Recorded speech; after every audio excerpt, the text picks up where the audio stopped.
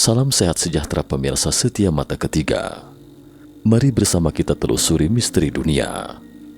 Hari ini kita akan bahas lagi cerita baru topik lama tentang legenda makhluk raksasa yang masih misterius seputar eksistensinya. Konten video di channel Mata Ketiga tidak mewakili pandangan tim produksi Mata Ketiga. Mata Ketiga hanya menyampaikan suatu informasi yang dianggap layak dipublikasikan untuk dikaji bersama. Terima kasih atas dukungan dan perhatiannya. Catatan tentang makhluk raksasa di dunia. Ketika berbicara tentang makhluk raksasa, mungkin akan terlintas dalam benak banyak orang tentang wujudnya dalam film fiksi ilmiah, seperti misalnya Hulk dalam film Marvel, dan makhluk raksasa atau Titan pemakan manusia di serial anime Attack on Titan atau Shingeki no Kyojin dalam bahasa Jepang. Sebenarnya di berbagai peradaban kuno di dunia, ada deskripsi tentang makhluk raksasa, dan deskripsi ini memiliki banyak kesamaan. Misalnya dalam mitologi Yunani kuno, makhluk raksasa pertama adalah anak Uranus, dewa langit, dan Gaia, dewi bumi, Titan dan Titanes. Belakangan Titan digambarkan sebagai makhluk raksasa yang namanya diambil dari Titanic yang terkenal itu.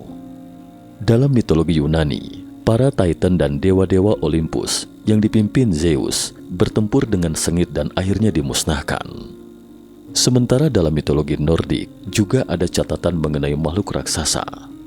Dalam mitologi Nordik, Jotun adalah makhluk raksasa pertama di dunia, ras manusia perkasa dan memiliki ukuran tubuh yang besar dengan kekuatan menakjubkan. Mereka lahir di antara api dan air sebelum munculnya para dewa. Mereka bertikai dan bermusuhan dengan para dewa, meskipun di antara mereka ada yang menikahi para dewa. Mereka kerap berperang dengan para dewa, hingga akhirnya Ymir leluhur raksasa Jotun dibunuh oleh para dewa. Sedangkan dalam mitologi Celt, di Pulau Irlandia juga disebutkan tentang pertempuran raksasa Fomor dan para dewa Tuatha De Danann, hingga akhirnya dewa Danan meraih kemenangan dan menjadi penguasa Pulau Irlandia. Tidak hanya mitologi Eropa, tetapi juga di kawasan Asia Pasifik, banyak terdapat legenda yang berhubungan dengan makhluk raksasa. Misalnya dalam mitologi Hindu, makhluk raksasa Daitya adalah salah satu ras Asura yang bermusuhan dengan Aditya, hingga akhirnya seluruh ras Asura dimusnahkan oleh para dewa. Sementara dalam mitologi Tiongkok, juga ada catatan tentang makhluk raksasa. Misalnya klan Kuafu yang tercatat dalam The Classic of Mountains and Seas, Classic of the Great Wilderness, Not, dan klan Fang Feng, makhluk raksasa dalam mitologi kuno Tiongkok. Seperti yang diketahui, komunikasi pada zaman dahulu tidak seefektif sekarang, dan hampir semua budaya yang tidak sama di berbagai daerah terisolasi dan tidak saling mempengaruhi. Apakah keberadaan makhluk raksasa yang tercatat dalam mitologi sejumlah besar negara di dunia ini hanya suatu kebetulan? Manusia raksasa yang tercatat dalam sejarah resmi Tiongkok. Dalam sejarah resmi Tiongkok juga ada catatan tentang makhluk raksasa. Misalnya risalah 5 elemen, kayu, api, tanah atau bumi, logam atau emas, dan air dalam kitab Han pernah mencatat bahwa pada tahun ke-26 atau 220 sebelum Masehi, Kaisar Qin Shi Huang ada 12 makhluk raksasa di sekitar Lintau, Provinsi Gansu Tiongkok sekarang. Para raksasa ini memiliki tinggi 16,5 meter dengan panjang kaki sekitar 1,8 meter, mengenakan pakaian etnis minoritas. Pada tahun yang sama, Qin Shi Huang baru saja menyatukan 6 kerajaan dan berpikir bahwa ini adalah pertanda baik. Jadi dia meleburkan senjata pedang, tombak, dan semacamnya di seluruh negeri, dan dibuat menjadi 12 patung berbentuk makhluk raksasa. Makhluk raksasa itu juga tercatat dalam kitab Han, Biography of Wang Mang, 45 sebelum Masehi hingga 23 Masehi. Pada tahun ke-6 Wang Mang 14 Masehi, seluruh negeri berada dalam kekacauan. Xiongnu bangsa kuno berbasis nomad menyerbu perbatasan dinasti kerajaan Tiongkok kuno kala itu. Han Po, seorang pejabat kerajaan, merekomendasikan kepada Raja Wang Mang sesosok manusia raksasa yang berasal dari Penglai, Pulau Dewata. Perawakannya tinggi besar, lebih dari 3,3 meter tingginya. Dia mengajukan diri bersedia mengabdi kepada kerajaan, bertempur melawan suku nomad Xiongnu. Karena perawakannya yang tinggi besar dan kekar, kereta kuda biasa tidak mampu menariknya, jadi harus menggunakan kereta khusus dan ditarik oleh keempat kuda untuk membawanya. Dia tidur dengan drum besar sebagai bantal dan makan dengan sumpit besi. Jejak makhluk raksasa ini juga tercatat dalam kitab Han Akhir. Baik kitab Han pertama dan kitab Han Akhir sangat dipuji oleh para sarjana zaman kuno dan modern karena sejarah keilmuan mereka yang ketat. Kedua sejarah resmi ini saling menegaskan bahwa memang ada manusia raksasa di era dinasti Han 202 sebelum Masehi hingga 220 Masehi. Selain itu juga banyak buku kuno Tiongkok yang khusus mencatat peristiwa tentang makhluk raksasa. Berikut mata ketiga bagikan salah satu peristiwa yang menarik. Dalam catatan Yi Jian volume 6 yang diedit oleh Hong Mai 1123 hingga 1202, seorang sarjana dari dinasti Song 960 hingga 1279, ada sebuah kota Panqiao di Michou, yaitu daerah Tung Nan Lao, Provinsi Santong, Tiongkok sekarang. Saat itu ada sekelompok orang berlayar ke Guangzhou. Di tengah lautan, kapalnya diterjang angin kencang dan kabut sehingga sulit untuk bernavigasi, jadi terpaksa hanyut bersama angin dan terjangan ombak. Setelah lebih dari 10 hari, persediaan air minum di kapal pun habis. Ketika para awak kapal hampir mati kehausan, mereka melihat sebuah pulau di kejauhan dan segera berlayar ke sana. Setelah mendarat, mereka mengambil banyak mata air manis dan melihat sehamparan hutan jujube di pulau itu penuh dengan buah. Mereka memetik banyak buah jujube sebagai makanan. Karena pulau ini dipenuhi dengan sumber daya alam, mereka pun seketika enggan untuk pergi, lalu mencari gua untuk beristirahat sejenak. Beberapa saat kemudian, mereka melihat 4 manusia raksasa menghampiri mereka. Manusia raksasa itu masing-masing tingginya lebih dari 6 meter, dengan rambut panjang terurai dan nyaris telanjang. Para manusia raksasa juga terkejut melihat mereka dan saling berbisik.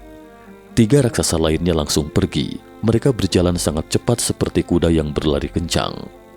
Sementara raksasa yang tersisa juga pergi setelah menutup gua itu.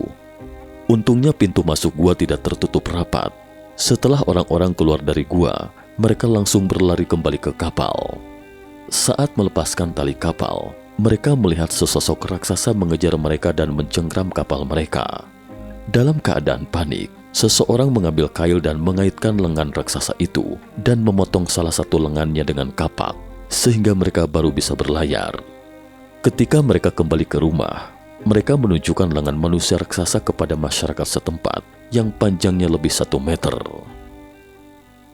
Makhluk raksasa di mural Mesir. Banyak sosok raksasa dalam lukisan dinding Mesir yang terlihat mirip dengan dekorasi orang Mesir biasa, tetapi sangat jauh berbeda secara fisik. Misalnya patung ini, Sang Fir'aun tampak sangat besar dibandingkan dengan budak yang bekerja di sebelahnya. Batu yang dibawa oleh 2 orang itu bisa diangkat oleh Fir'aun dengan 1 tangan. Dari mural ini, kita bisa melihat para pelayan yang menyediakan makanan, tingginya hanya sebetis kaki dari para bangsawan. Jika perawakan si pelayan dalam gambar itu hampir sama dengan kita saat ini, maka tinggi para bangsawan itu diperkirakan memiliki tinggi antara 8 hingga 9 meter. Dan jika dibandingkan dengan jerapah dewasa yang tingginya sekitar 5 hingga 6 meter, maka sosok orang yang ada di lukisan itu memiliki tinggi minimal 4 meter. Orang-orang Mesir di masa lalu mungkin juga menemukan ukiran patung-patung di Mesir sangat besar, tingginya 20 meter. Beberapa lukisan dinding juga menggambarkan proses pembuatan patung. Jika kita bandingkan keduanya, akan ditemukan orang yang membuat patung itu memiliki tinggi sekitar 10 meter. Bahkan ada bukti yang lebih kuat lagi. Pada tahun 2012, Surat Kabar Eropa PLD menerbitkan 1 set foto yang diambil pada tahun 1988, mengatakan bahwa arkeolog menemukan jari mumi sepanjang 38 cm. Peneliti Mesir percaya kerangka itu merupakan sesosok manusia dengan tinggi lebih dari 5 meter. Mungkin itulah sebabnya ada ilmuwan yang mengatakan bahwa piramida Mesir dibuat oleh makhluk raksasa.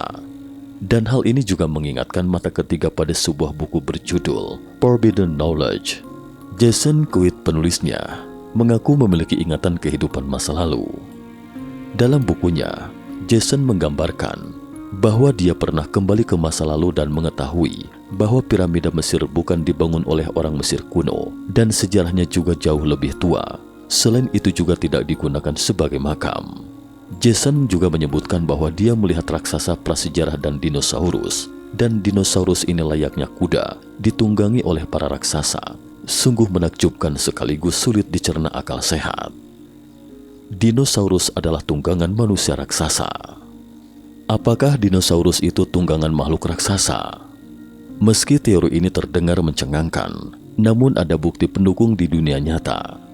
Sebagai contoh misalnya, batu Ica misterius di Peru, di mana orang-orang dapat melihat peradaban kuno yang sangat maju.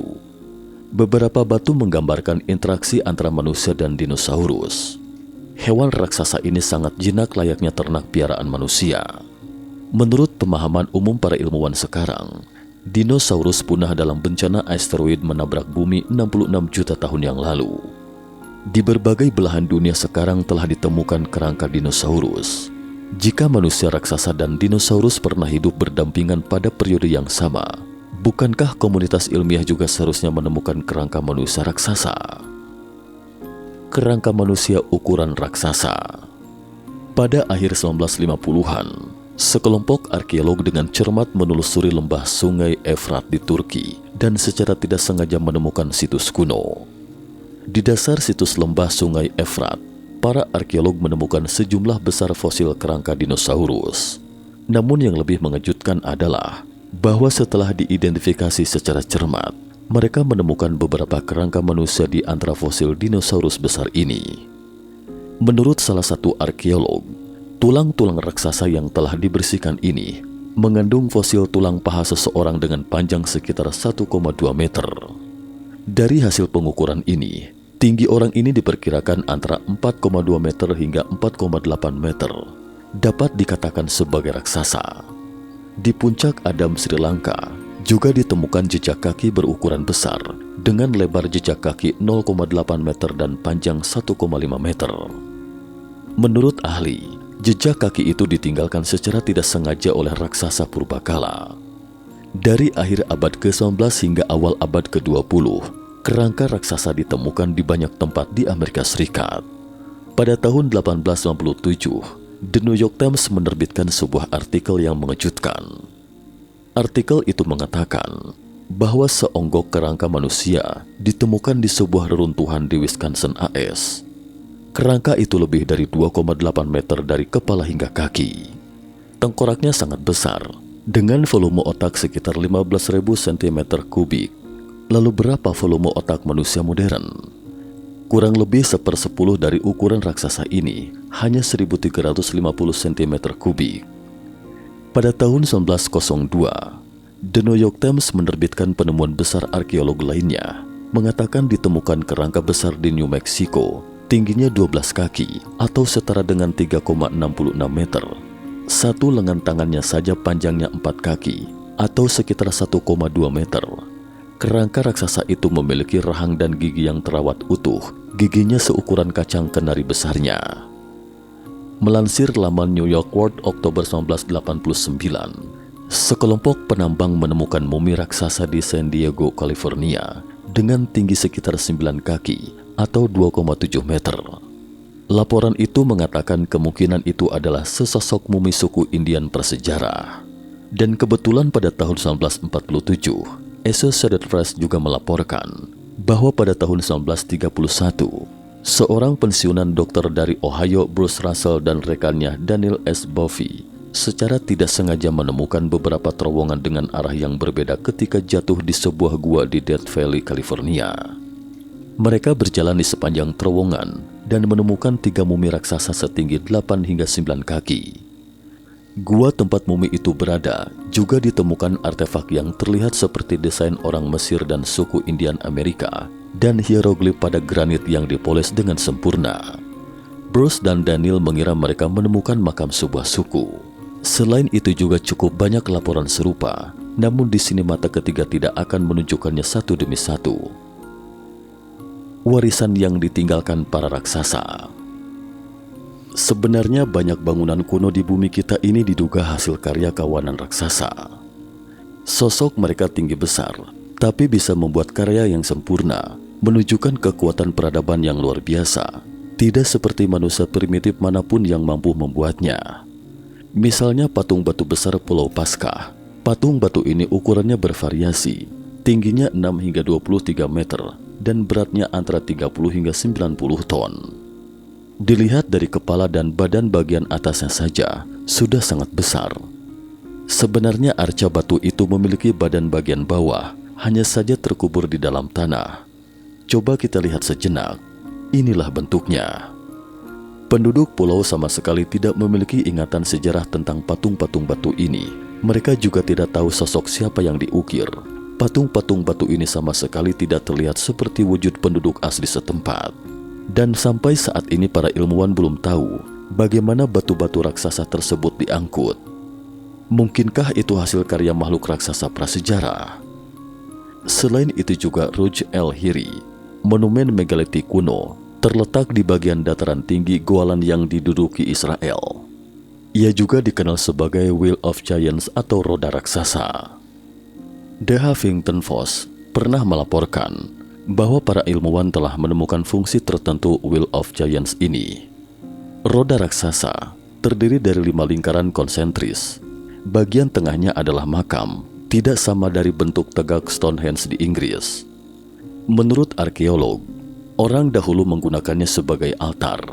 Dengan kata lain, batu-batu ini digunakan sebagai altar untuk memuja langit lebih dari 5.000 tahun yang lalu. Dan lubang di atas peron adalah tempat berbaring orang yang dikorbankan. Sekilas terdengar agak menyeramkan. Yang lebih mengejutkan lagi, penyelidikan menunjukkan bahwa panjang setiap lubang untuk tubuh korban mencapai 5 meter, sepertinya disiapkan untuk makhluk raksasa. Sementara basal yang digunakan dalam pembangunan Stonehenge memiliki berat lebih dari 40.000 ton, orang-orang primitif setinggi kita sama sekali tidak mampu membangunnya. Ras raksasa kuno yang disebutkan dalam Alkitab, sehingga beberapa ahli menduga bahwa roda raksasa ini dibuat oleh makhluk raksasa yang digambarkan dalam Alkitab. Namun benarkah demikian? Hal ini masih dalam penelitian. Petunjuk tentang makhluk raksasa telah ditemukan di banyak tempat di dunia. Namun dalam pandangan mainstream, keberadaan makhluk raksasa masih sebatas khayalan. Mungkin kelak di masa depan, orang-orang dapat menemukan lebih banyak bukti yang mengejutkan, mengungkap fakta tentang makhluk raksasa. Cukup sekian dulu topik kita hari ini. Terima kasih atas perhatiannya.